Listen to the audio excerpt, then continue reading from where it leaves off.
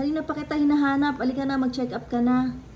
Today is your check up. Come on, Fluffy. Punta na tayo ng vet. Check up mo ngayon. Teka, si Loki sumasama naman si Loki. Loki, gusto mo bang sumama? Uy, very good naman si Fluffy. Ayaw sa pumasok. Alam na niyan dadalhin siya sa clinic. Oh, teka lang. Teka, wait, Fluffy. Ayaw niya.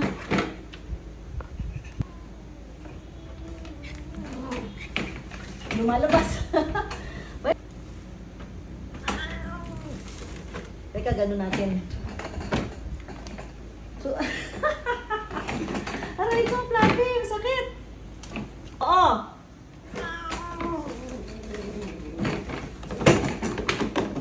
Ayun, sure ko rin. Okay, Fluffy, wait lang. Sige, ting-ting. Ay, si Kuting. Tabakunahan natin. Ito na si Fluffy. Sige, dali mo na doon.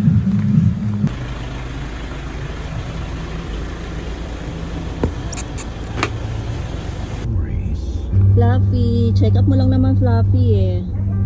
Tapos ayun yung isang kitten, papabakunahan natin. Okay, mag-story time muna tayo about Fluffy kung bakit siya mag-follow up check up today. About 3 weeks ago kasi, napacheck up si Fluffy because napansin ng pamangkin ko na hindi siya nagkakakain and parang tumamlay. So, nadala siya sa unang vet at na-found out na or na-diagnose siya na mayroon siyang FCV. So, what does FCV means?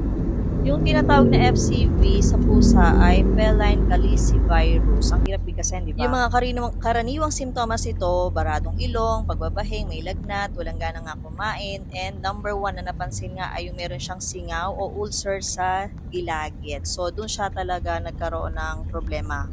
Dun sa unang vet na dinala kay Fluffy, binigyan siya ng antibiotics for 1 week. Then after 1 week, nag-follow up. Yun nga, nakita na hindi pa rin nag-improve yung kanyang gilagid. So, meron pa rin siyang mouth ulcers, parang ganon. Ang sabi nung previous vet ni Fluffy ay injection na lang ng, I don't know kung ano yung injection sa kanya na yun for 30 days na magko-cost daw ng 9,000 pesos. Everyday dadalhin si Fluffy para sa injection na naka-ampule yata yun. Hindi ko na natanong sa pamangkin ko kung anong gamot yun.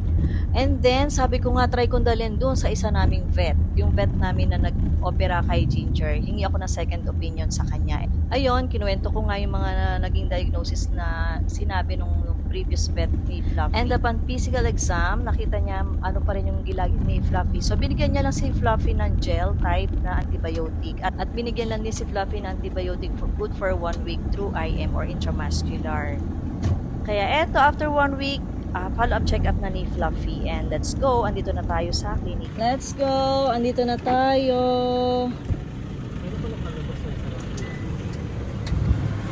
Baka muna siya. Oo, wala pang record yung isa, yung kitten. Ay, sorry. 1.1 siya.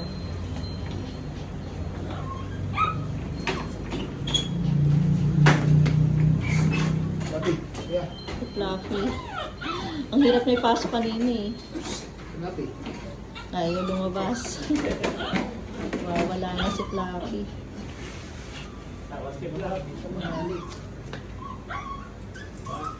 3 point? Tumaas na. Asan yung kitten? Asan yung puting? Ay, ayun pala, sorry. Good afternoon, Doktora. Wait lang, ma'am.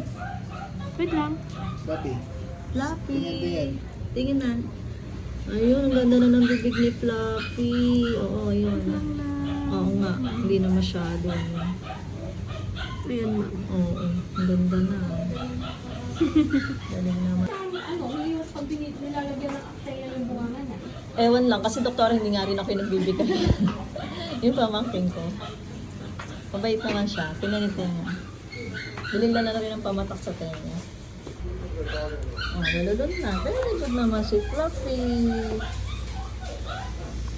Push na kami. Thank you, ma'am. Thank you. Thank you ulit. Thank you. Kaya it's better na mag second opinion talaga.